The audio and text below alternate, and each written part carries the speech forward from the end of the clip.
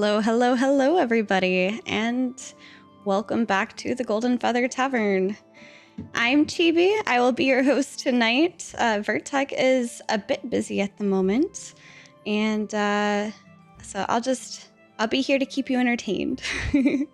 I apologize for being a little bit behind of getting us started on time. We just got out of testing PTR Siege Node. Or Node Sieges, sorry. Still nervous from doing shot calling on that. That was my first time doing it in a big group, so that was pretty fun. There's a lot of really cool things with the Node Sieges that they've adjusted. One of my favorites, I think, would have to be seeing the gates visually changing over time as you attack them. I think that was probably one of my most favorite. So, let's get into it. Feel free to ask me questions. I cannot share anything visually. We are still under a visual NDA, so there's no streaming, no screenshots, no nothing. But I can talk about it. And hi, if you haven't been here before, I'm Chibi Bree. This is the Golden Feather Tavern. We are typically a community-focused podcast. We have our podcast every Saturday. Mondays, we typically do a mead quest, and Tuesdays is our tavern talk, where we sit and hang out with people and just chit-chat about AshesofCreation. So let me see if I can find a larger video, because right now it's just me. Vertec would be here, like I mentioned, but he's feeling a little bit under the weather. But let me just see if there's like a better, yeah, let's just maybe go with this one. I have not hidden this one, so give me a second. There we go. But yes, hello. Hello, Ors. How are you? Welcome in. Welcome in. We were able to do some PTR testing today on the sieges, and this is my second siege that I got to try out. It was really, really cool. I think there's a lot that has changed. It definitely feels like if you can go in with a really good tactic, you could win, because we won the first one when we were attacking, whereas the first things that you were working, I'm sorry. Whereas like the first round it was very defender heavy. Like if you were defended, you would pretty much win it. And this time around, I noticed that if you have pretty good tactics and things like that, you can win if you're attacking. So that's pretty awesome. I liked it. I had some good, fun PvP. We were evenly geared, in my opinion. Oracle the White got first. Nice, nice. Welcome in, by the way, Oracle. Let me see. So feel free to throw your questions at me. I will try to answer them. But in the meantime, let's just talk about what I think about it in general. Overall, I think the node sieges are very interesting, and I'm really curious to see when they come to production. I think that there's a lot of potential there that I can't wait to see more of. I wish I could show you a video. That'd be cool. But unfortunately, they don't have any of those yet.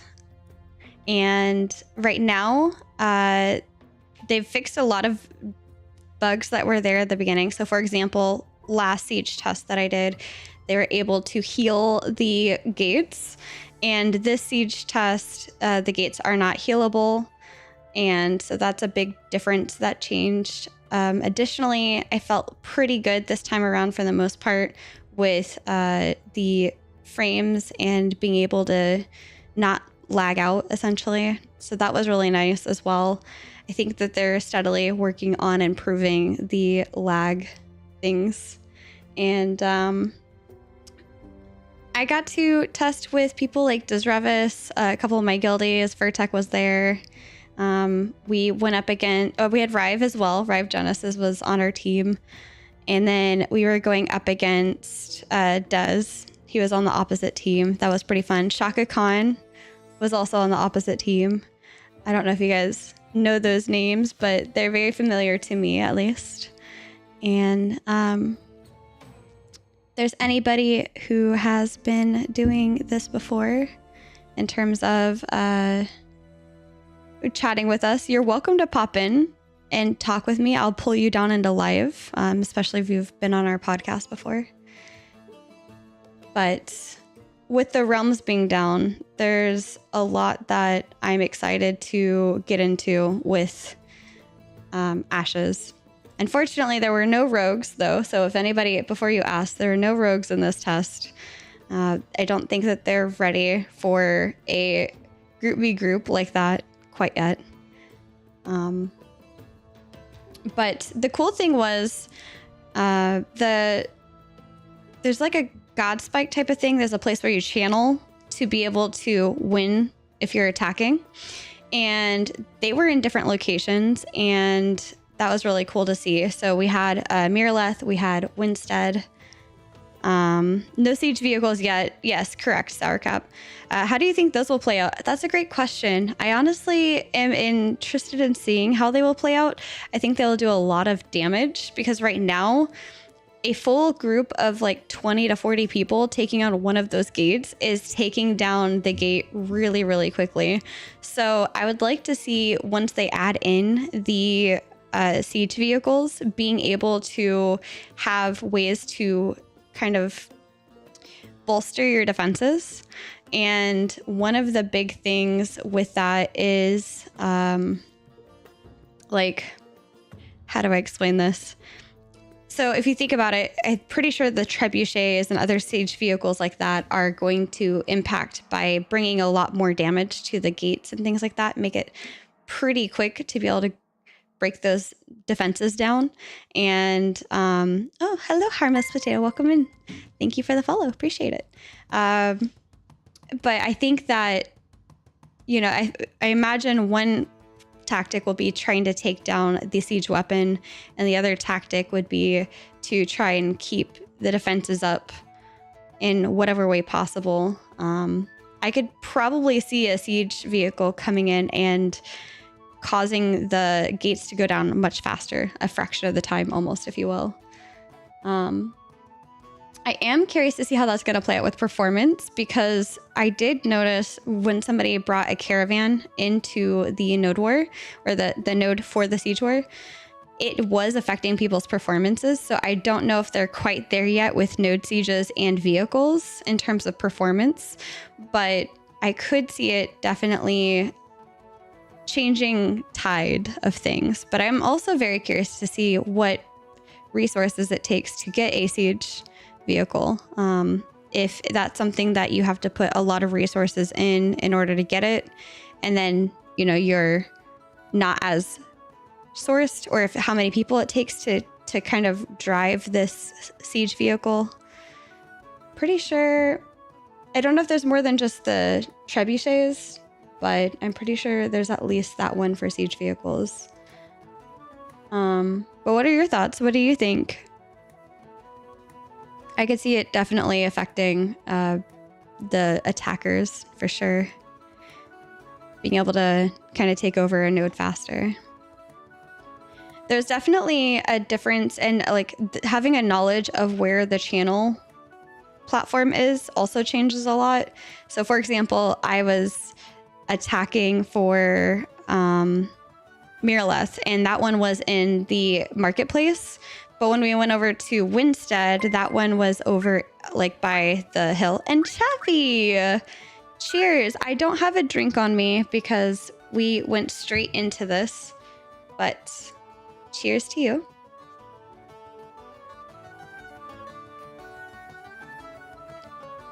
Happy sub day, happy sub day. I wonder how buildings are going to play out. Yeah, that's a good point too, because I think there's a lot of the buildings that they still have to work through as well. I don't know to what extent the buildings are going to affect the sieges, but I could see it affecting it in a good variety of ways. After all, we have things like the XP shrine, we have the crafting school, things like that are affecting roadways. Lucky 7 stream streak. Very nice, very nice. Welcome in, welcome in. And Let's see. I don't know who else is here that had the ability to do testing. Did respawn work the same? Respawns. Okay, so the way that the respawns work at the moment is you have your typical defender respawn and your typical attacker respawn. And there are different objectives across the map. Hello, Sir Ensington. You were definitely a part of the testing. There are different objectives around the map that you needed to capture. And so both teams are fighting over these objectives because as you capture the objectives, that opens up a new slot for you to be able to spawn out of. So when you die, if you just had the attacking camp, but then you were able to grab 2 additional spots, that allowed you to kind of respawn at one of those camping spots. I like how Intrepid is putting emphasis on battlements, like how you stand and defend matters. Yes, exactly, Sir Ensington, exactly. It was interesting when we got pretty much locked into our attacking camp. Yes. And that was another thing. I saw some feedback on making the attackers camp a little larger because the attackers camp was small enough that a group was able to fully almost surround the attackers camp, keeping us from being able to leave the camp at all. We had to basically fight our way out of the camp. And I think that these very strategic spawn locations and controlling them limits the other people. So for example, if you are attacking and you are trying to get into the node that you're attacking, if the defending group are able to capture these strategic node points where you can respond, that essentially limits you to just the attacker's camp.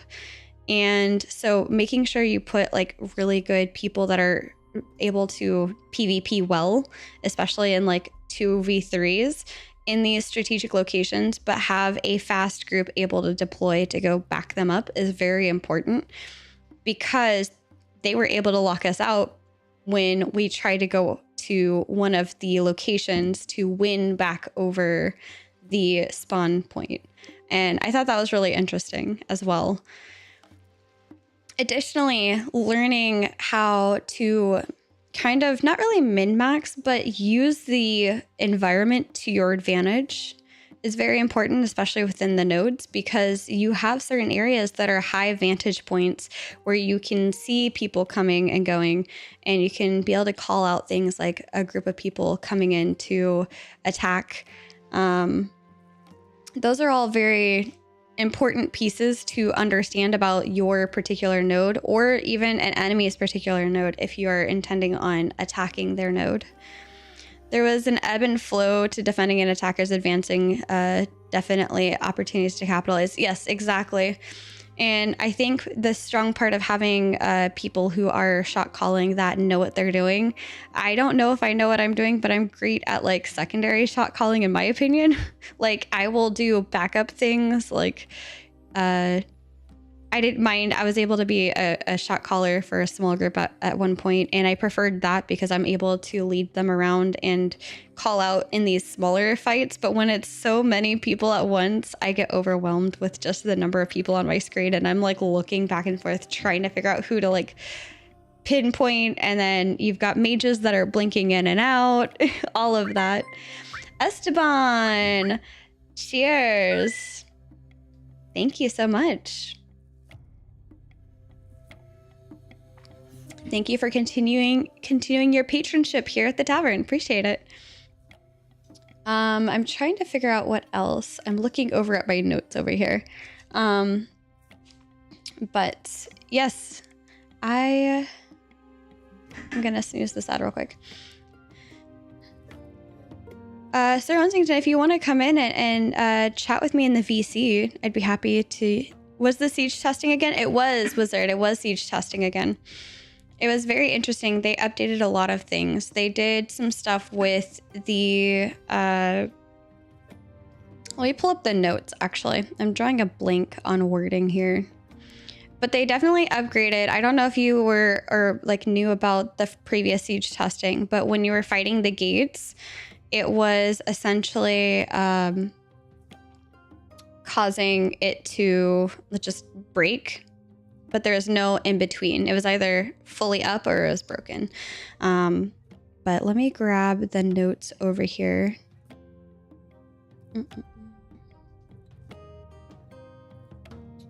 Main stage.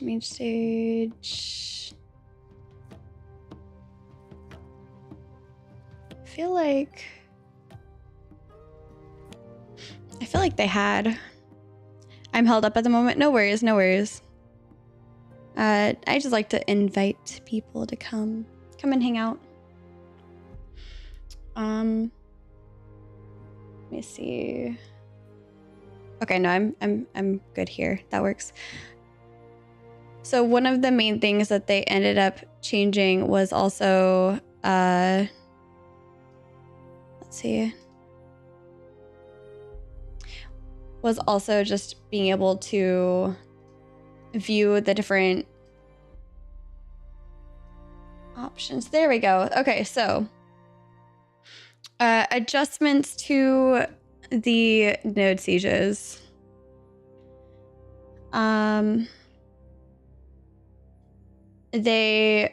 They're mainly looking for the objectives in terms of targeted feedback, talking about the wave spawns and respawn locations, and the time to kill. The time to kill felt pretty good, honestly. I was a cleric running around in medium and light gear. Yeah, it was about 50-50. So I had about 4 pieces of bloom on and 4 pieces of rosarium on, or rose thorn on, and that felt pretty good to me.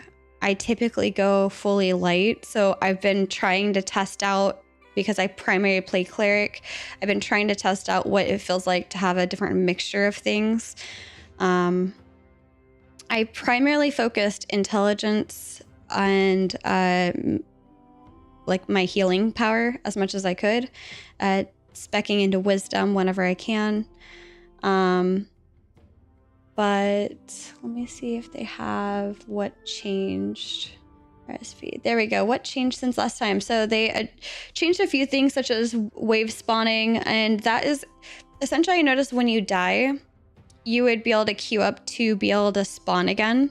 So as soon as I died, I'd hit queue for revival, or join the revival queue, whatever it was called, and it would have like this countdown timer before it revives everybody kind of together. And I kind of enjoyed that a little bit. That helped to group people a little bit more, at least if you were just in one location. But aside from that, it was kind of neat to see it, because sometimes you'd catch in at the very last second before the queue went, and you would almost get an insta respawn at that point with them.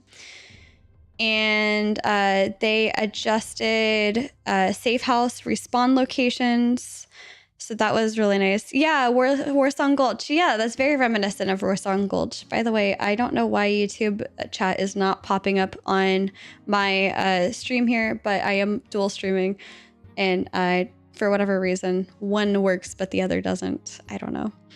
I'm just gonna go ahead and transition over to this one. But let's see, safe house spawn locations, yes. Objective layouts, that one was the very interesting. That was what I was talking about a second ago, where where it was different. So in Miraleth, it was in the marketplace. In Winstead, it was up on the ramp. So that was really, really neat. And the spawning location for the beginning of the sieges was also a little bit different. I don't know how much different it was from previous. I just remember kind of already being in one set location outside of the city when the siege started. They did make it, though, where you can swap sides. So if you accidentally hit attacker when you're supposed to be defender, you can go back in and you can swap over to defender instead of attacker. So that was really, really cool too. Yes, the gates also can no longer be healed. In the first test, we were starting to heal the gates, and then one of the devs goes, you're not supposed to be able to heal the gates. So we just kind of stopped because we weren't trying to exploit it or anything like that. But it was very interesting. It seems very similar to caravans, where I think you were able to heal caravans at one point and you weren't supposed to. But either way, you can no longer heal gates. And they fixed some respawn bugs, although there was still a little bit of glitchiness happen. A couple of people had some sort of issue where I think they DC'd, and then all of the objectives on the map disappeared for them. So they were unable to see where they were going with that. But also, the biggest thing that they changed this time around is if a team is channeling when time runs out, it kicks into overtime. And this extends the node siege for as long as someone is channeling. And there can be multiple people channeling, as we found out in the last fight. There were a good number of people channeling all at once. And it was a little bit difficult to defend against. But it was still fun. It was still good fun for that. And I see that we have an ad going, so I'm just going to pause and say, hi, everybody. Welcome in. If this is your first time at the tavern, thank you so much for stopping by.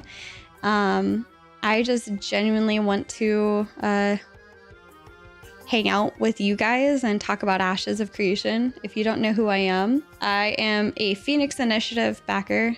I've been following the game since Kickstarter, and it's been very fun watching it kind of ebb and flow over the years, as Sir Onsington said about Battle. But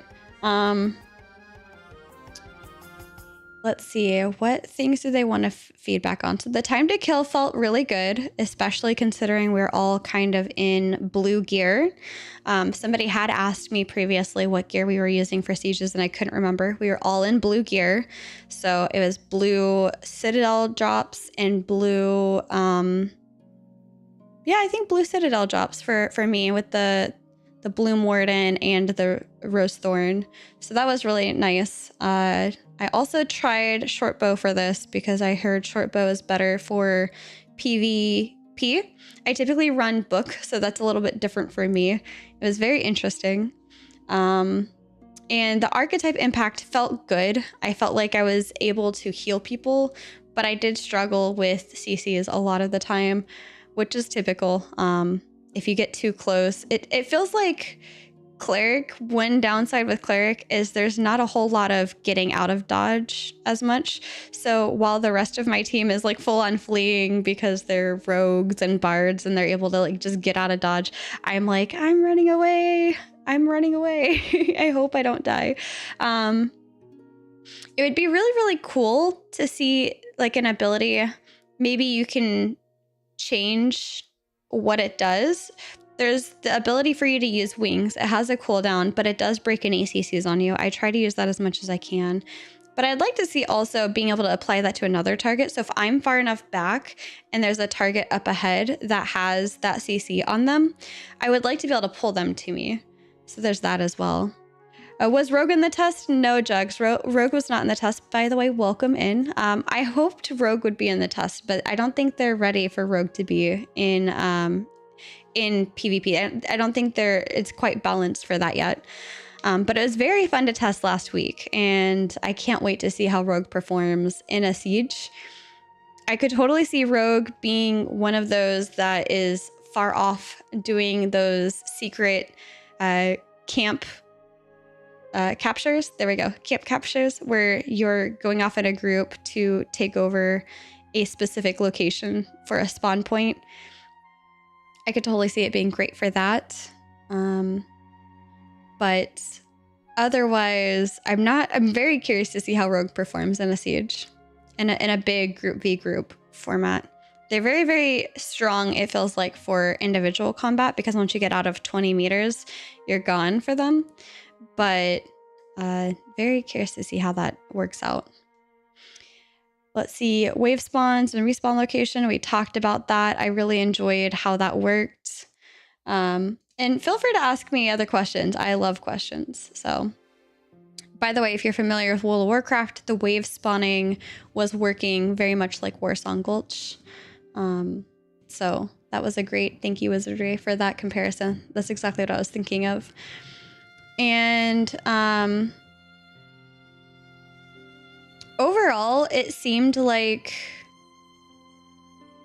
some gates are harder to defend against without getting somebody to deploy outside of the gates to fight them. So being on the inside and trying to attack the attackers, trying to get in, I wasn't really sure what to do with that. Let me actually look up on the wiki, Ashes of Creation wiki. By the way, I am a big fan of the wiki. If you don't know about it, definitely suggest checking out the wiki.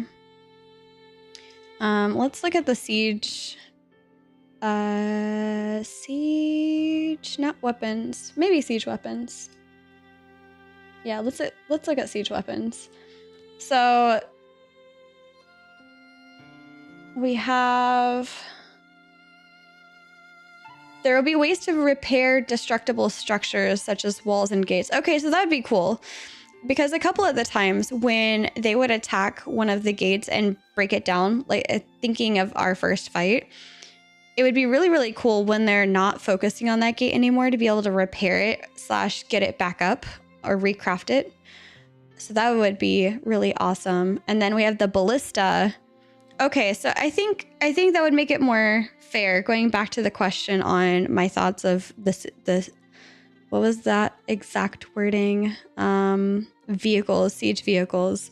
Seeing siege engines and these ballistas, I think would be very interesting, especially with the trebuchets. I think that would also help to turn the tide of battle, because not only are you able to kind of man these bigger ballistas and shoot farther outside of the walls, but also you've got these trebuchets that can come in and knock down walls faster. So I'm very curious to see how that changes the tide of battle in general. And I'm really curious to see, once we get this into live, how it would feel to build one up for a siege. And if there's going to be objectives-based type of building, or if it's just going to be one of those things you put in resources in. Do they make the walls taller, or can you still hop over pretty easily? I actually don't know, because I'm not very good at hopping over them in the first place. But somebody did mention that recently they feel like the walls are taller and that you can't really jump over them as easily anymore. Although if you have the Bard jump that kind of gives you anti-grav, that one really does help you get over the wall. And that one could be very interesting for trying to get your way in. I could totally see a Bard giving a rogue a anti-grav jump, and then the rogue sneaking in to try and start channeling or something like that. 100% trebuchets are going to force defenders to all leave to destroy it. Yes, absolutely. I think that it's going to...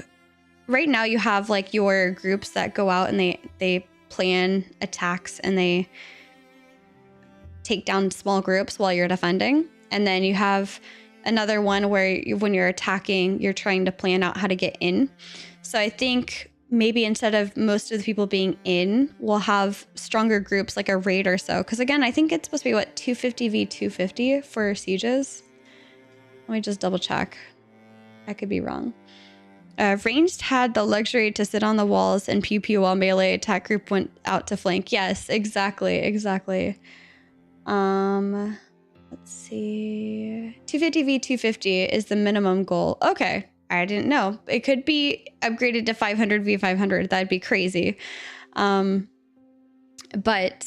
I could totally see just how chaotic that could get on a battlefield. Because if you think about it, one full raid has 40 people.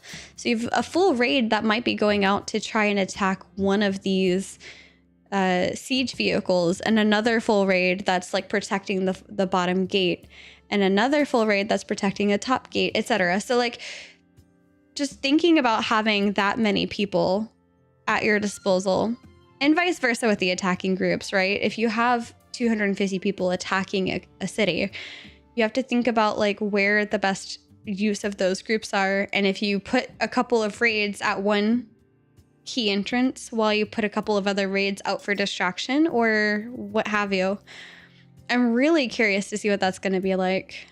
And I'm very excited to see just how that adjusts over time. Because right now, I would say we're about a raid or two. So about 40 to 80 people per side.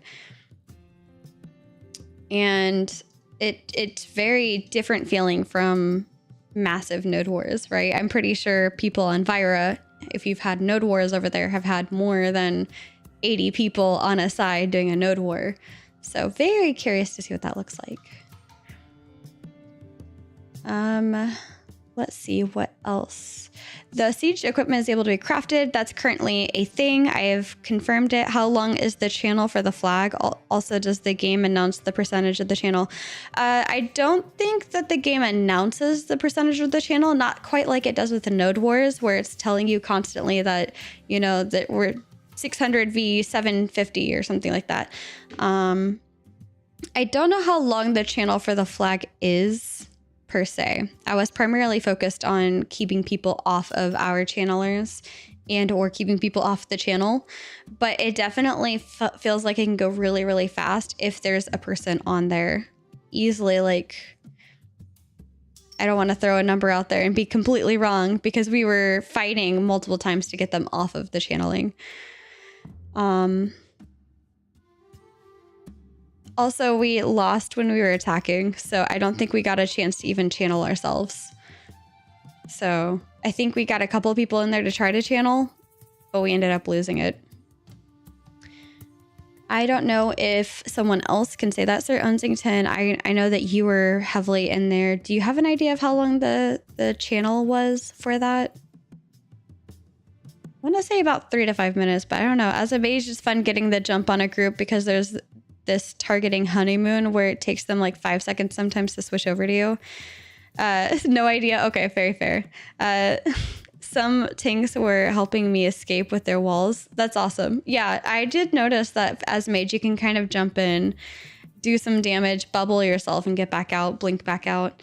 And that's, in my opinion, there's a lot more abilities to get in and out of things as a lot of the other classes than cleric. And I don't know tank. I don't think tank has the ability to really do too much. Blink in, stam, bunny hop, and not back out. Yeah, exactly.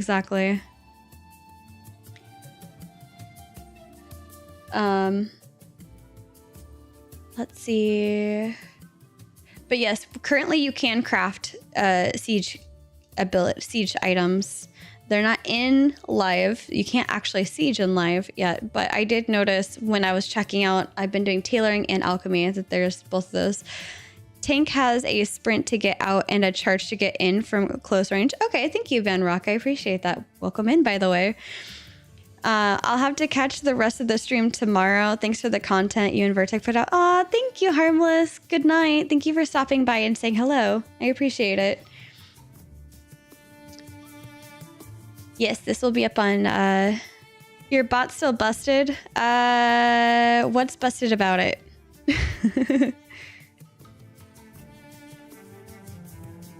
I'll take the free shoutouts though. Yeah, that. Oh, yeah, we haven't just worried about it, honestly. We're here for the community. People stream. I don't mind shouting them out.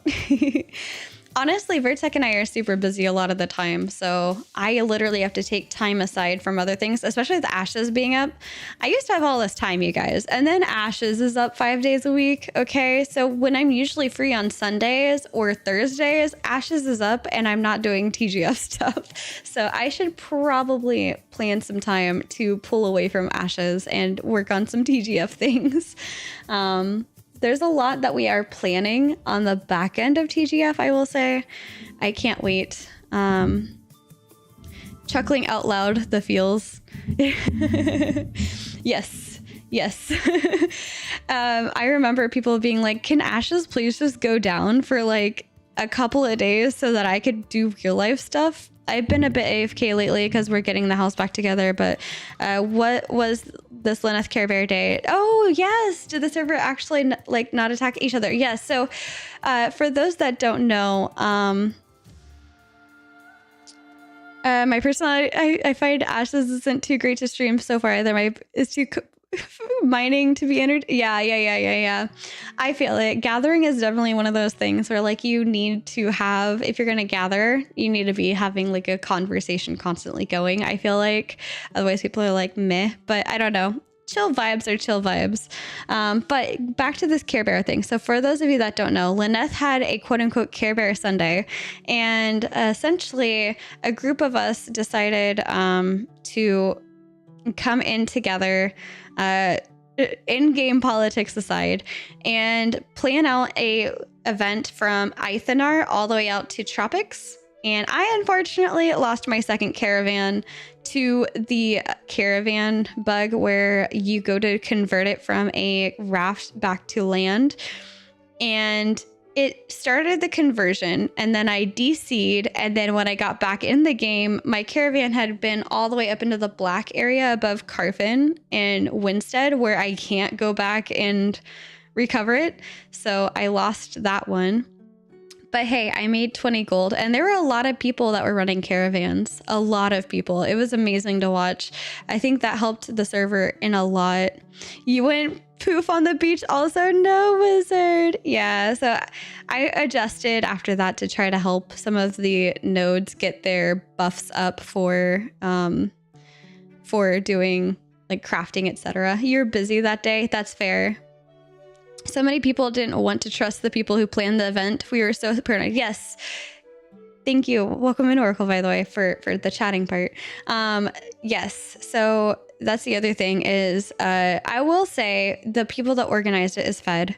And a lot of the people on our server who are going up against Fed didn't really believe that Fed was actually not going to attack people's caravans.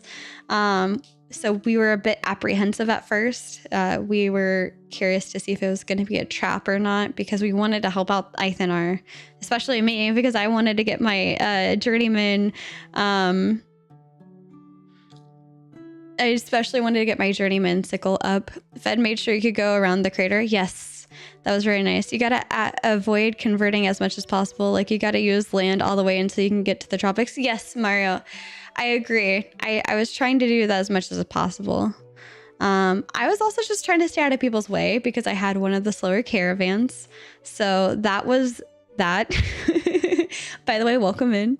But honestly, it was really nice to see. And a lot of people really enjoyed it on the server. We got paid a visit by Steven, who noticed as well. And there was a lot of people that when they lost their caravans, they're helping to buff up other people's caravans. Me as a cleric, I don't know what I'm going to do. I can bless you, but I don't think that's going to help your caravan. But yes, it was very nice to see the server come together and help. And when asked if we could also help Sunhaven, because Sunhaven was also a bit behind on their buildings, they agreed. And that was really, really nice to help because let me tell you, doing caravans in the desert is not very fun right now. Not only do you have the lawless zone where you don't have to necessarily flag up for the caravan event, but also like there's so many enemies between like the nodes in the desert and the Riverlands. Like just leaving Eithnar or Asmaran, there's just a sea of scorpions and beetles on your way out. And so that already is a little bit difficult for caravan traversals. But you know, Asmaran, which is the node that I'm a part of, we were able to get it up pretty quickly, but getting to Eithnar or to Sunhaven was a little bit more difficult in terms of gold and things like that. So being able to kind of stop and help these nodes catch up to the rest of the server in terms of having money for buildings and getting all the buildings built out was really, really nice. Because on Lyneth, we're now able to have clothy gear. Going around mobs in desert is like, yes, exactly. I try to sneak around them as much as I can, in general, without a caravan even. A friend who plays a ranger made 20 gold selling buffs all day. Yes, I heard people were selling their buffs. Also, I had a drunkard who tried to wall me. That was very fun. Apparently he was trying to do a tax on the what is that called? The bridge? A bridge tax, but for me, I just kind of laughed, and then he laughed back, and then I moved on about my way. Bards be like Peter Pan on these caravans. Absolutely. I feel that. But it was really, really cool to see. And I was just trying to avoid, because I was on the one of the slower caravans. I was just trying to avoid being in the way as much as I possibly could that day. So that was nice. What else? Honestly, there's not a whole lot. I mean, the reality is there's a lot of player time that are down, you know? So walls are a high risk of making a caravan go poof. Oof, that's not good. That's really not good. Well, being in a slower caravan wasn't all bad because you could take a quick AFK on the straightaways. Yes, I was legit doing that. I was going on a straightaway as soon as I lined up. I'd go on a straightaway and then I'd run over and feed my dog and then I'd run back, which I'm only able to do for Care Bear Day. If it was any other day, I think people would be potentially trying to attack the caravan and I couldn't step away for any moment at all. But it was really, really nice. Slow caravans are great for watching a movie if you can. But the speed buff was very interesting as well. I really enjoyed the node speed buff. If you haven't run caravans, there's different buffs that you can put up for nodes where there's the speed buffs that increase your 10%, I want to say, of your speed in a caravan. So I really felt like I was zooming in those areas. That was really, really nice to have. And it made a big difference, in my opinion, going from Eithnar, which had it, to the desert area, which didn't have it. And then you would slow back down to a crawl. But then you have people that not only have better bobs or beast of burdens, but also have bard and that. Oh man, those people were gone, so far gone. It was very fun. Yeah, Winstead. But I think I don't know. A lot of people enjoyed it and were asking if we could do it monthly because there's a lot of people in the server who don't really have gold. I myself have maybe 7 gold and I'm struggling a little bit. But will guild caravans be a thing at a point? That will be nice, piling glint into one caravan for the guild to protect. I think that they kind of are already, but in a different sense, where you have the one person that's been stockpiling all of their glint and their money to be able to get the better caravan, and then everybody surrounding them. But that being said, you are definitely a walking beacon at that point, having that many people defending that large of a caravan. But what I would love to see, for example, is something where I can give guild my glint. That would be neat because, for example, when I lost my caravan, I couldn't really do anything with it. I have these commodities, but the effort and money I put into getting my caravan to the point that it already was is out of my budget at this point because I'd spent a long time getting it to that point versus right now getting all of it to that point. So when I lost that, I still have all this glint and my only options are save up money, get another caravan, put the commodities in there, make gold that way, or sell the glint directly. I would like to see the option to maybe donate glint to the guild and then have a guild bank of glint maybe that can then pull into getting commodities for the guild resources, the guild commodities. I think that would be really, really cool because then and the only thing you could buy with that would probably be the guild commodity crates for the guild level ups, which that's another thing that they added in is being able to level up your guild through these guild specific commodity crates that you can take from point A to point B. When you turn it in, it gives you XP, but it's a lot. It's 4 point something million XP. It was crazy. But I could see something like that. That would be neat. Otherwise, I was apparently let in on a secret that if I got commodities and I put it in a caravan and then had my friend PvP me for my caravan commodities, and then they picked it up and turned them in, but gave me the gold, that was exploiting, which I kind of understand, but I feel like it should be less of an exploit than healing without flagging up. In my opinion. We have a defender payout where you can get 7 gold for a long run. It's free to defend, and eventually you can save up for your own van. Yes, and we try to do that as well, but there's also a little bit of if you lose your caravan along the way, you obviously need to re-up or recoup some of that loss. We didn't do our job well enough as defenders that you lost your caravan, that kind of thought. So it ends up being about a gold or so that we can get from it at the end of the day. It depends on the number of defenders that you have though too.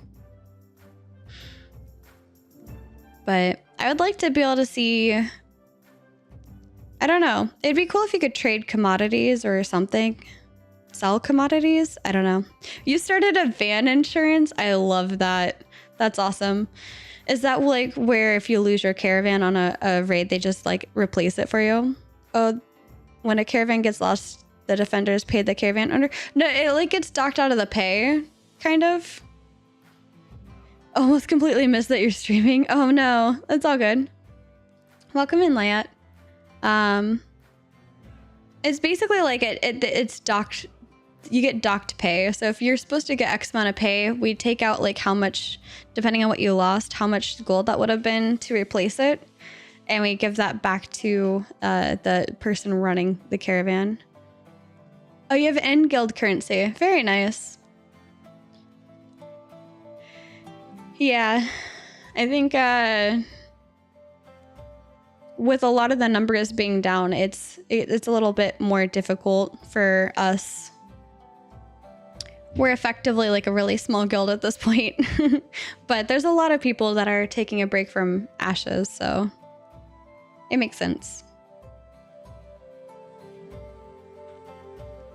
But how are you guys doing? How's Alpha 2 treating you guys?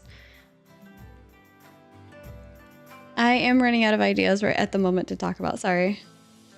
I am still like really pumped up on the node siege, but there's not a whole lot to add into that from what I already said. I need to find more time to play. I decided to get a dog at the wrong time. I feel that dogs can be a lot of work, especially when they're puppies. Absolutely. Okay,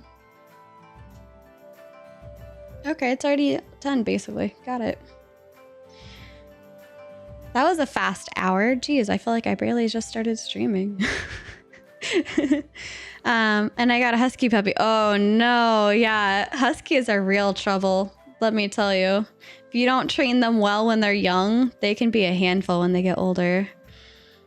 But finished off my polished tin set this weekend and almost have the mats for an epic steel longbow as well as epic flesh ripper. Very nice. That's awesome. Has PTR been node siege testing? Today's was last week, I think on Wednesday, it was Rogue, and the one before that was Siege testing. So it seems like they're alternating to get our feedback and then going back to the drawing board, working on stuff, and then bringing it back for us to look at. And one primary example of that is with the first Siege test, there was no visual indicator when you're breaking down the doors over time. The doors were just up and then they were broken. It was like, those are the only two states. But this siege, as you're breaking it, you're seeing the visual effect of the door being broken down as you get about halfway through. It was really, really cool to see. I think that was one of my favorite pieces of it. Because then if you're just going by visually, you're able to just take a look at it without clicking on it and be like, oh, it's about halfway down. I think that's an important part. Not always. They did some Rogue showcase stuff last week. I missed it, womp womp. Yeah, last week was really, really cool for the Rogue. We got to try and do a bunch of like rogue v rogue stuff. So they got 2 big groups of rogue and we were just PvPing it out. And I had no idea what I was doing. I was mashing buttons, but I was having a good time with it, and our team kept winning, so that was cool. I was just trying to figure out how to play rogue in general. I was jokingly saying that I was mad at how good rogue was. But I can totally see rogue being a pretty big contender for people, especially once it enters into PvP. I'm curious to see how they adjust it. But I will say my biased opinion is that I thought that the poisons were going to be something the alchemist made and not a rogue spell. So that's my little bit of biased opinion on that part.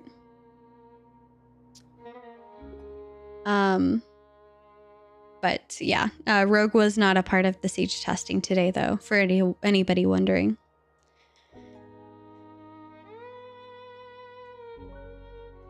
What else with the sieges?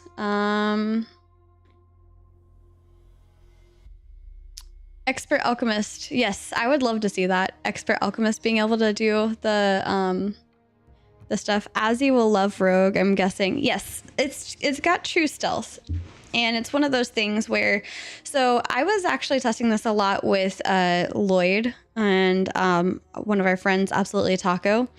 And it was really interesting to see. So essentially, we had me at level 15, Lloyd was at level 7, and Taco was at level 1. And the variations, so at any of the lower levels, I could see them when I was within the 20-meter range. As soon as I extended beyond the 20-meter range, they were truly invisible for me. However, on the flip side, when I was within 10 meters of, say, Lloyd, that's when he could see me, but 10 to 20, I was invisible for him. Whereas for Taco, who was level 1, I was invisible for him all the way up until he was like right on top of me and able to essentially like bump into me. And he still didn't see me. And that's just the 15 level difference. That's not even level 20 or 25. So I'm very, very curious to see how that plays out.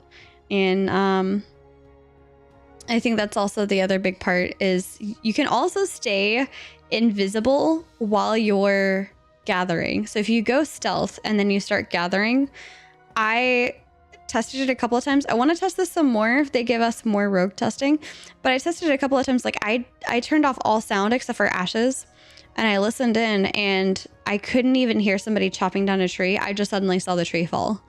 So I thought that was very interesting. So something to think about for those of you who might want to play rogue and may want to make them a gatherer. Because I couldn't tell that he was there until I got within a distance. I didn't hear anything off in the distance in terms of tree chopping. Do you think, coming from that perspective, do you think you should be able to be invisible and be able to gather? Do you think that that is a little heavy? Do you think that it should break your stealth once you begin to gather? That's so cool about the stealth radius. That would suck running up to a rare resource only see it disappear like rogue. Yes, it's gonna happen. Yeah, absolutely. Absolutely. I could see that, but I don't know. Because for example, right? As soon as you make a noise, your stealth is broken, right? So yeah, that's the point, right? The tinking of ore is not a very quiet thing. So should that break your stealth? I'm wondering maybe it should. And unless there's something you can proc into for that, I don't know. That's why no one will even that's why no one will ever not remember your name. Oh, because as soon as you see them, like you're like, that person, sneaky person. I could see it. I'm really curious. It's like a Troy reference for rogues. Ah, okay. Gotcha. Here's the other cool thing. So we know that guns and gunpowder won't be present in Ashes, but ships will be able to use a larger form of potion launcher in place of cannons, and these cannons will be able to be equipped with different potions that have different effects. So being that this is under a siege weapon, I'm really curious, if you have an island node, do you just essentially siege it from a ship? You're just like essentially firing cannonballs of potions into the city? That'd be very interesting. Because if you have it's technically a potion launcher. Yeah, it's like, I mean, I don't know if they're still doing it verbatim, like 100%. This is just off of the Ashes wiki from what they've talked about previously. So I'm not saying for 100% they are, and I'm not saying for 100% they're not.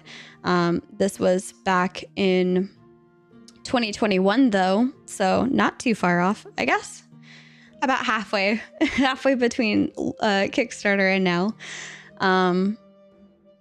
But let's see, is there anything new? Nope, 2018, 2020, and 2021. Got it. Weaponry such as potion launchers, siege weapons, and weapons used in naval combat are based on the arcane arts. Okay. They're not the worst idea. Bombards are kind of cool. Yeah, 100%. Totally hope that's a thing. Seems like it'd be difficult to get a ship to target a wall. Maybe the shots will damage players too. That's what I was going to say. Can you imagine launching a potion over the walls into a node that you're trying to siege? And then that causes like a poison, perhaps a poison type of potion where it causes like ticks over time or like dots over time, or you're, like while you're within this like cloud. Essentially, you have to try and vacate. That would be very ideal for trying to aim by the gates or very strategic places where people are fighting. I could totally see a group of people on the island fighting the defenders while people out on the ships are attacking through potion launchers. But then you have the ballistas that you can attack the ships with. So I could totally see it. It's very curious, very excited to see the future of sieges. It will be a game of battleship between defense towers and attackers' equipment. Yes, absolutely. I could see that as well. Or you could go rogue, jump onto the ship with your defender group and try and take over the ship like a bunch of pirates. But for those of you wondering who are not familiar with castle siege or node sieges in general, this is a little bit older information, but I'm pretty sure they're still intending on having it, where lower level characters will have usefulness in mass combat that does not depend on their level. So this could be manning siege weapons. It could be helping to repair fortifications and bringing proximity-based buffs to key positions like stealth or scaling walls. These types of things are relevant to the tide of battle and do not require the player to be max level or have high combat stats.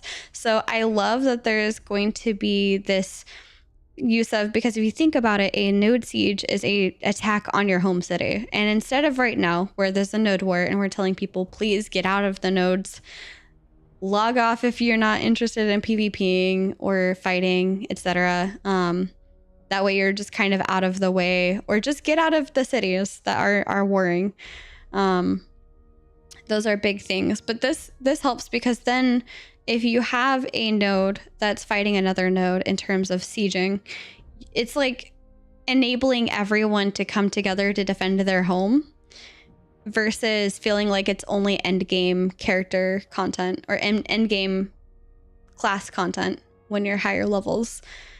And seeing where we are with level 25s already, I'm very curious to see once we get into phase 3 with the secondaries, how that's going to affect everything. If we're going to be locked to these current trees, or if we're going to get more options on the trees besides just the adjustments or the augmentations of the skills.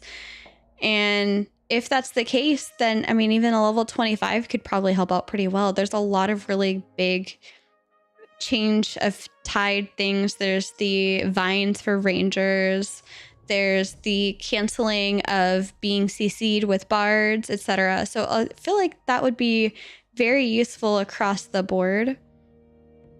If you have like 25 plus people, like level 25 plus people. Vines are annoying. They're definitely annoying. I want to see augment so badly. Like, what's going to make or break the game in Like that's going to make or break the game in a lot of ways. Yeah, I could totally see that. Absolutely. I think that augments are an important part of adjusting your class intention. But I don't know. After seeing Rogue, I'm kind of hoping they look at some of these older classes like Tank, like Cleric, like Ranger, or Fighter even, and figure out how we can make those feel equatable to the newer classes, because the newer classes, it feels like, and this is a big shout out to the team, it feels like every new class, it's raising that bar higher and higher. Like Rogue, loved it. Bard, loved it.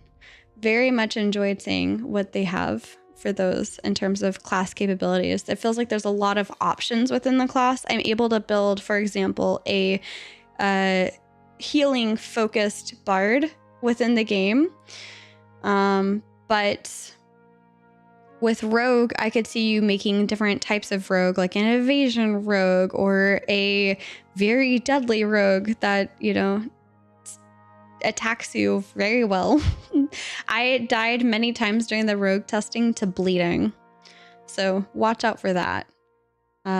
Each archetype that I've played is very different. That's nice. Yes, and I think that's very important. And Liat's asking if I feel like there's a power creep going on. Are you talking about in terms of gear, or are you talking about in terms of class options?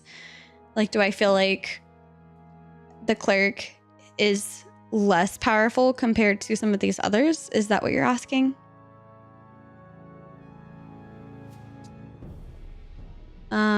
Also, there is no enchantments in the siege testing or the rogue testing. The rogue testing was limited to level 15, so you were stuck with level 15 gear, essentially.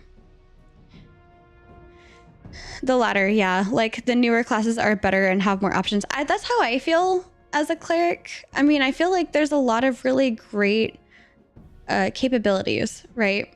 I think that there's a lot of nice options for cleric, but there's certain things where it's like maybe there's one or two skills on the skill tree right now at level 25 where I'm like, do I take that or do I take that? And it's kind of situational, but for the most part, like most of them, I already know what I want to take and what I definitely don't want to take.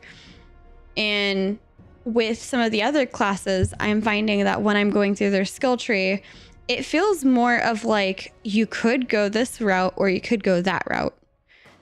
Like you could be more of a healing bard, or you could be more of a damage dealing bard, or you could be a very much CC and buff debuff bard. You know, I feel like there's a lot more options in some of the other classes within the skill tree to do different builds. You guys have Journeyman Enchanting on Lanathia?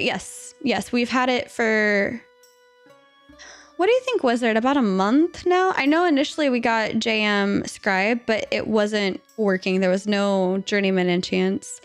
OMG, it's Fupo! Hi, Fupo. Welcome in. Nice to see you. Feel like enchanting is extremely strong right now and coming nerf. They're just figuring out how to do it after the strat crunch. Yeah, exactly. I feel like the augments are supposed to be fixing the diversity issue. Hello. Yeah. And I think you get to 25, right? That's when you're supposed to be able to augment, because that's when you get your secondary. I feel like stats in general need a rework. I feel like it's a huge mistake to have a strength int give damage and accuracy. Yeah, that's very fair. Honestly, for me, the rating thing frustrates me. I feel like if I stack so much, it's a rating where it's like a percentage of something versus just flat. Like, and now I have to try to figure out, what's that mean? You know, it's kind of like with the rarity rating. I have 300 something rarity, but it doesn't seem like it's doing anything. I may as well have like a 3 rarity at that point. At least that's how it feels. And I'm not trying to be salty. I'm just genuinely giving back like feedback on this. It doesn't feel like it's doing much with the rating. And I can't quite tell how it's really affecting me.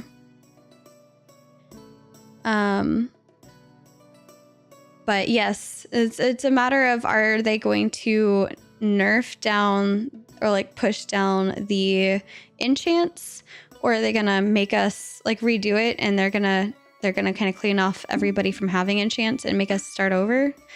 It's a big question.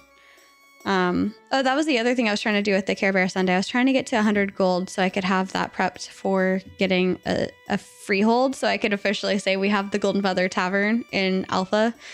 But we'll see. We'll see.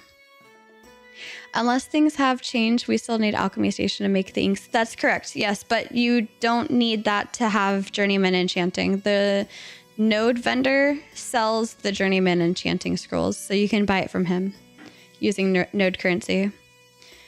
Cool. I know you guys will get it first. What do you mean by that?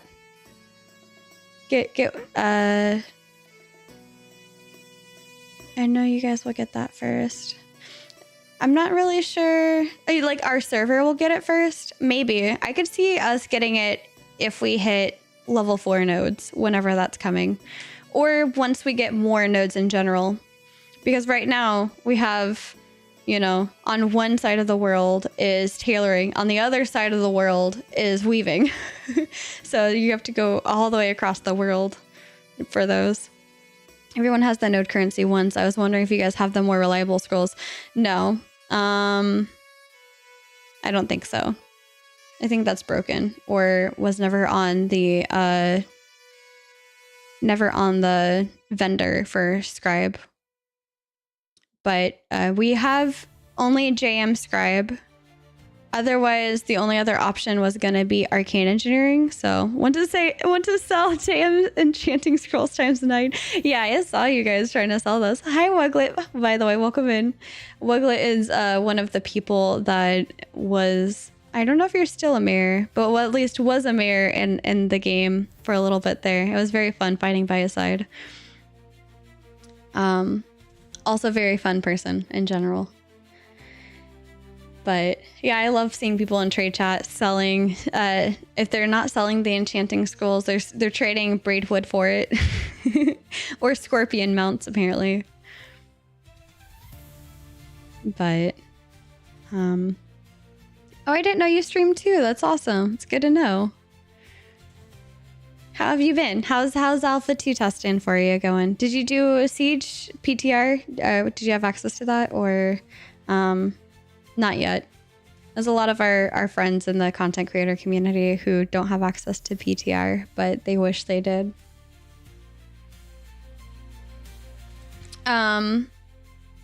Okay, so the cool thing is if you're not into PvP, going back to the Siege things,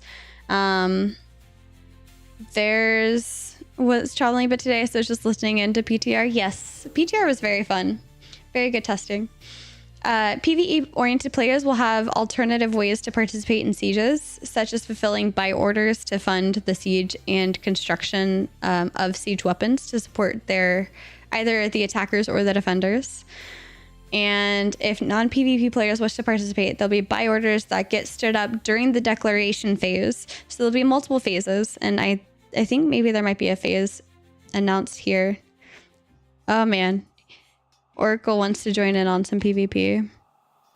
We're filthy plebs in IO. Not too many PTR, but we are chilling, shooting the shit with everyone about Mage. Nice. That's awesome. But yeah, so there'll be certain types of commissions that will be available during the declaration phase that will require the efforts of many people, all of whom do not perhaps need to participate within the PvP event. And so those are ways that you can contribute to the defense of the node or attackers. If you want to help construct vehicles, if you want to bring in resources to acquire the seed scroll, these are all possible things. And I thought that was really, really cool. Oh, we got the fight coming to a close in 15 seconds. Let's see. Yeah, it's amazing seeing each iteration of work Intrepid does each patch. Ashes is the best. Yes, I think they're doing really, really well. The fight's coming to an end. Who rises victorious? Oh no, people are flying off the hill. There can only be one, and it is Lyat with the plunger. Congratulations. Yay. You guys like that. I wish I could turn it into like a little bar fight where there's like stools and sandals and mugs flying everywhere. Hi, Moon. Welcome in. Yep, Plunter, sending them flying.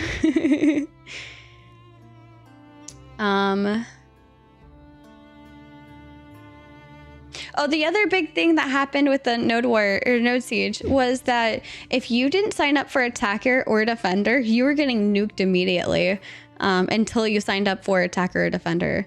So that was very, very interesting as well. There was a little announcement that said you have like X amount of time to sign up to attack or defend before you die. So the game, the node was essentially murdering you.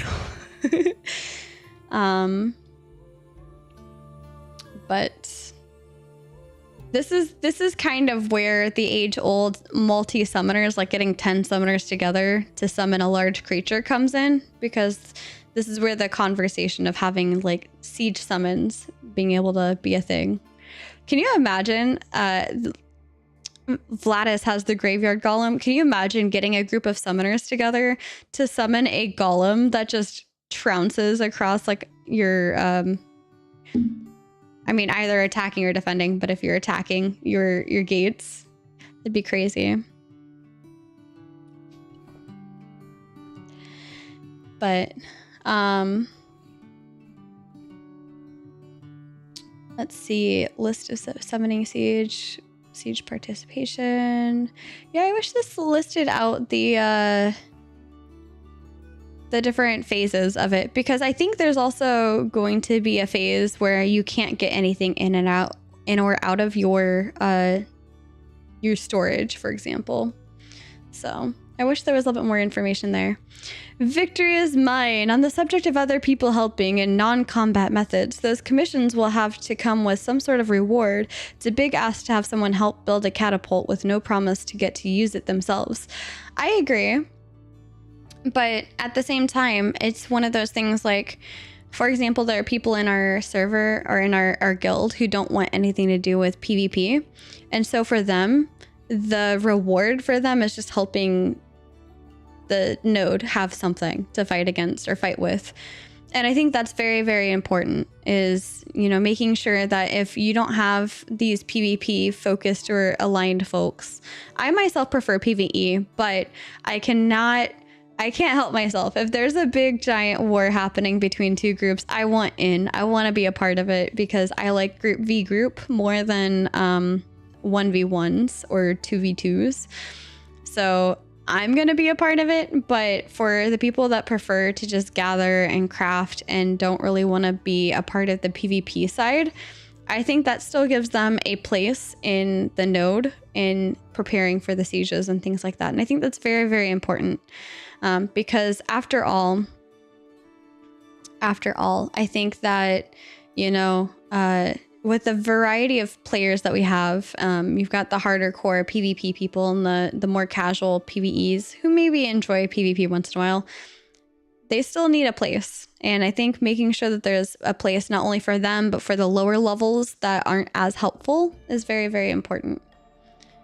So, I mean, you might want to put the lower level people on the trebuchets specifically, because if it's anything like the caravans where you get a little bit of a buff to your health for being the caravan driver, but on the trebuchets or like the ballistas, then, you know, they're getting a little bit of that health buff from the equipment that they're using. I can see the point, but I feel like people are less likely to contribute to PvP elements when they get zero reward or usage of it. I mean, think of it this way, Layat. The reality is, the more people, and I'm not trying to like get on to you, I'm just getting excitable. The more people that give into a buy order for these things, the more people that you have to help make sure that your node does not fall specifically. And I think that is enough of a reason to participate in that. Because if, let's say, Sunhaven wants to siege Azmoran, and I don't know, like, the leaders of these in this theoretical thing, I don't want to have my node gone if I'm with Azmoran, right? I want to defend my node. And so for me, being able to be like, maybe I can't get on to fight, but making sure that you guys who aren't able to get on to fight have the tools that you need to like defend our node. Because if you don't defend our node, I lost my home. I have completely lost my home. And that's a big incentivizer, right? Because if you have all of your goods in, let's say, Azmoran, when it's getting siege declared on, that means that if that goes down, you lost all of that. Would you pay 1 gold to watch fireworks? Define fireworks, POV. Define fireworks. But to continue on with what you said, if they at least get some kind of town currency they can spend on rewards would increase buy-in and well, yeah, and that's how I don't know if you are currently testing Lyat, but that's exactly what buy orders are. They are a thing where you give them your materials and you get tickets back. Absolutely. And I'd say honestly, it'd behoove the mayors of these cities that are getting sieged or are trying to do the sieging to put a high amount of tickets or node currency as a reward to incentivize further people putting their resources into those. Because now not only are you definitely getting something out of it, but especially in a situation where it's all or nothing, where your city is about to still stand and defend to see another month or be taken over, I can definitely see like that being a great time to go all in with the gold and give them as much as you possibly can. I did not know mayors could up the rewards. That's cool. Yeah, they can. I am not a mayor. I would really love to try testing being a mayor just like 1 month, just so I could see what it's like on the back end. But I believe that if you up the amount that people can get for node currencies, it costs more, I think, on the mayor's side. Like it costs more gold from the coffers of the node. But it definitely, increases the incentivization of the player.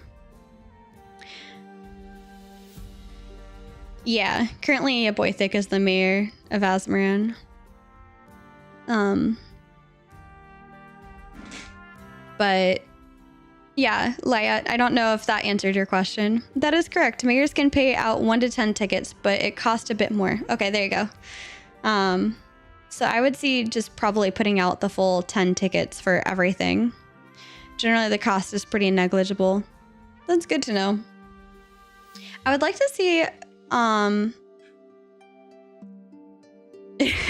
have no idea.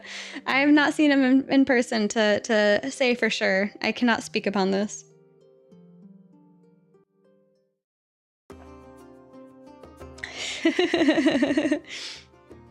I dare not utter something I know not of.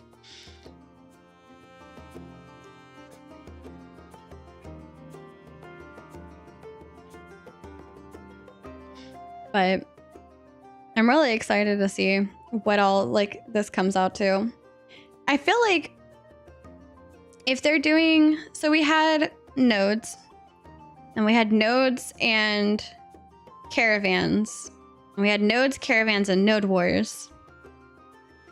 I could totally see nodes, caravans, node wars, node sieging, and then after the sieges have the open water territory. I could totally see that. Because if the caravans are the base component for ships and the siege weapons, like these siege, what do you call them? Brain is not braining. Siege equipment, I guess vehicles, siege vehicles. There we go. That's the word I was trying to think of. If the caravan is a base for a siege vehicle, but also the base for a ship, I think that that's an important thing, because not only do you need to get the caravans working in a normal capacity before, so that they're not blipping out of existence, etc. But once you iterate upon that and you have these siege vehicles.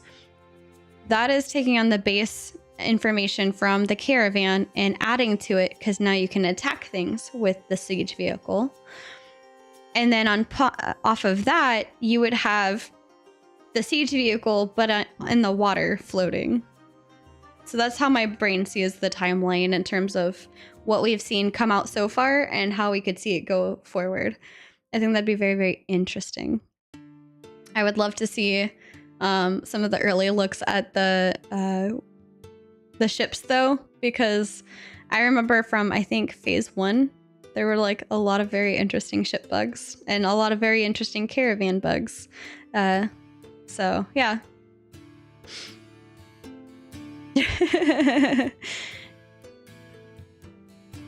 But I think there's a lot of really cool things coming up. I need ships. I need them. I would like to have the ocean at all. It'd be kind of cool to even like have a little raft skirting along the shore of the ocean. Like, I totally get not letting a raft go into the middle of the sea, but I mean, hey, if you did, you don't have a whole lot of protection. I'm just gonna say that if Okatoa comes to sink your your raft, sorry, friend. I need ships to sink. Yeah, Laya and I were kind of in the same idea. You're gonna go you're gonna go sink the ships, Laya? Is that what you're telling me? You're gonna go out and attack people's ships? Be a pirate? How do you foresee ship mechanics working? Because I played Assassin's Creed Black Flag and I was not a fan of that ship combat.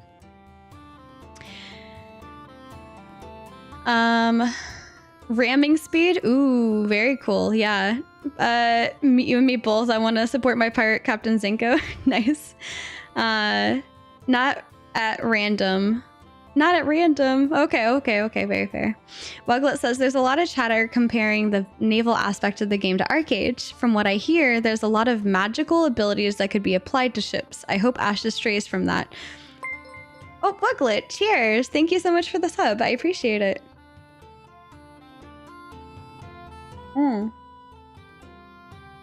Thank you for supporting your local tavern. And yeah, I apologize about the ads. It's almost done though. Sorries.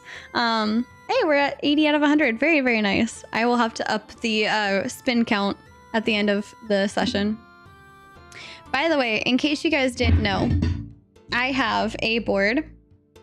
These are all the people that have donated. And this is of last time, how many subs we have. So we had 20 subs so far from the last spin.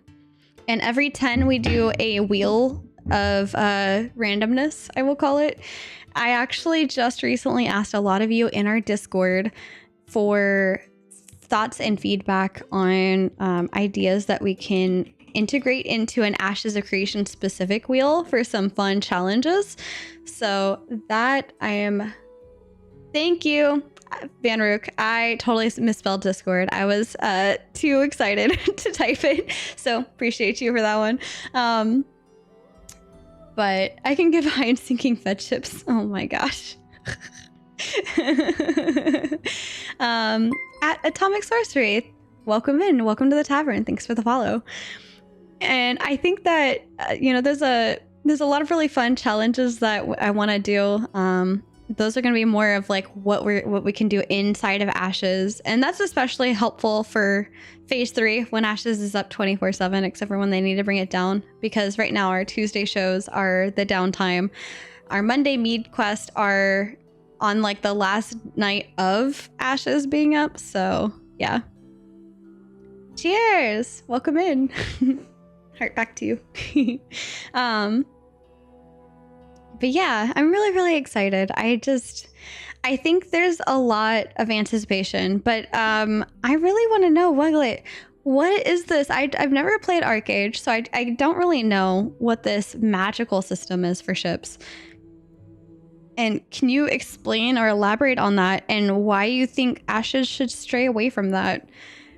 because I'm very curious. I have to admit, I've never really played many like open world PvP like ArcAge or any of those that people tend to resource like Lineage. I did play a little bit, tiny little bit of BDO, but not very much at all.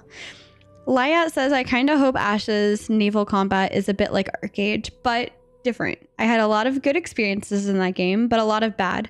I remember having a really well crewed battleship and we did super well until we ran into a guild that had mythic equipment in every slot and we straight up could do nothing to the damn thing. Very fair. If it works anything like caravans, I could see higher tiers of wood increasing the health of the ships the way that they do the caravans. That would be very interesting to see. But then also perhaps better quality weapon or like metals and stuff going into the weapons. I would also really love to see if alchemists can't get poisons for rogue, can we at least make like cool fancy potions for your potion launcher? Because that would be fun. I'd like to do that. Or is that something that you have to do a buy order in and then you get a certain amount of from the game? I'm very curious to see how that part works.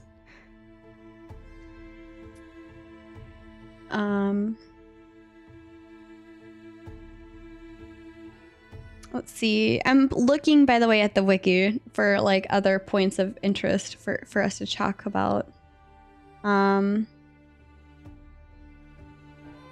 This kind of older, about 5 years old at this point, comment from Steven said, I previously said there was not going to be gunpowder in Ashes. What there will be is something very similar to gunpowder, but has much more arcane nature to it. It's not necessarily going to be explainable through the conventional means of chemistry, metallurgy, and physics and whatnot, but rather the essence is the core. So one of which is obviously going to be evocation type magic, and that evocation can have some explosive tendencies. And I think we kind of see that within Mage a little bit, where you have the giant magma bit or like the fireball, things like that. I could see a little bit towards that. But he also goes on to say that, as we said in the past, and this is from 2018, so even older, we're not really about the black powder life. Instead, it's really going to be focused on arcane arts, the elements, the use of radiance and darkness, and then those being employed by larger weaponry, such as a type of siege weapon between ship battles, as well as those in sieges. A potion launcher is an example of the arcane engines that can be mastered in order to facilitate these highly destructive alchemical blends that can be created. Very curious about those. I hope he readdresses that as we get closer to sieges and things like that. Very curious to get an update for that. Weglet says, I also have not played ArcAge personally, but I have seen naval combat. ArcAge appears to have super cool ships and systems as a whole. The one thing I didn't like seeing was magical abilities the ship could use, like speed buffs on the sails, magical shark attacks you could use. My hope is that AshesofCreation almost takes a more Sea of Thieves approach, which I got a chance to try. That was really fun. Where true skill has a ship's crew, is what makes the combat shine. I like that. Must be later content, magical shark attacks. Yeah, I could see kind of like with the caravan system where you have, in order to get your speed buff, it takes 50 mana, but you have to put something on your caravan to do that speed buff that costs 50 mana. That like caravan sprint, if you will. And so I could totally see that being a part of building a ship is if you want these interesting abilities like faster wind in your sails, for example, you need to supply your ship with a very specific component. I could totally see that being looking one-to-one between a caravan and a ship. We haven't really seen too much on ships, so I don't really know how it's going to work, but that's in my mind how it could work based off of what we have seen. And the other thing I'm really curious about is castle sieges. We got to test castle siege back in Alpha 1, but the node sieges are very different from the castle sieges. So very curious to see that. I'm also really curious to see who can after a siege is completed, like let's say you guys successfully attacked my node.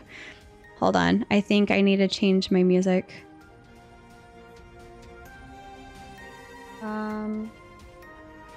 I don't recognize this song, which means we've gone off my playlist, which is the not safe zone for my music.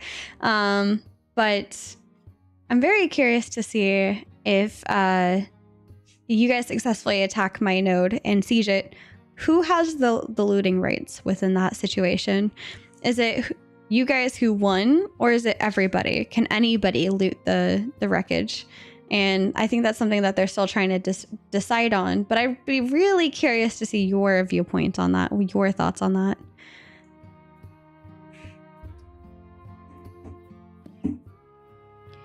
I do hope naval stuff is more skill-based than straight the ship with the better gear wins. I don't want to have to resort to boarding a ship to have a chance of winning if their ship is fully maxed out and we're not. And I feel that, TCF, or Lyat. I completely feel that, because if you think about it, right now, you can have a really, really decked out caravan, but if you even have a really good group attacking that caravan, you can still overtake the caravan. You can still like bring it down. I think that's a very important piece. So, yeah. Well, let me see here. Is there... I don't think there's anybody else in the Ashes of Creation category particularly. It's just me. Okay. I would like to go and raid somebody. Who should I raid? Who should I raid? We have Demon Souls, who's apparently doing Baldur's Gate 3. If you guys are feeling Baldur's Gate 3, we could go raid him. He is one of our guildies, but he doesn't have access to Alpha 2. We could try and raid Dusty Y, because since it's me and I'm on a little less than Vertec likes to be, that may not be a bad route to go. He's playing Legacy, Steel and Sorcery. I don't know what that is, so I'm very curious. True, but currently caravans don't shoot back. Very true. Very true, Lyat. We'll see. We'll see. I have a feeling you'll probably see glass cannon ships as well. Dusty's a cool cat. I agree. Dusty's really cool. I'm actually trying to get him on our podcast at some point. It may be in March. But yeah. Yeah, let's go raid Dusty. Go say hi to Dusty. I just want to say thank you guys so very much. I appreciate you coming by and hanging out with me. And I apologize that there's only one of the two of us. Typically, there's at least two of us, and then we open up the VC to anybody who wants to come and join. But yeah, I still had fun. Thank you for chatting sieges and everything with me. It was very, very fun to hear your thoughts. And I don't know who's going to be our guest this Saturday. We're hoping Lloyd, but I might probably just have us be just Vertec and myself. Vertec is currently actually taking a nap because he's heading out to work again. There's another trip he has to take, so I will be manning the tavern, if you will. But if you liked this kind of thing, consider giving us a follow, subscribe if you haven't already, hit that notification bell so you can see when we go live and you don't almost miss us. But other than that, I'm Chibi. It's been a very pleasure having you in our tavern for the evening, and I hope to see you again. And if not, have a wonderful week. See ya, guys.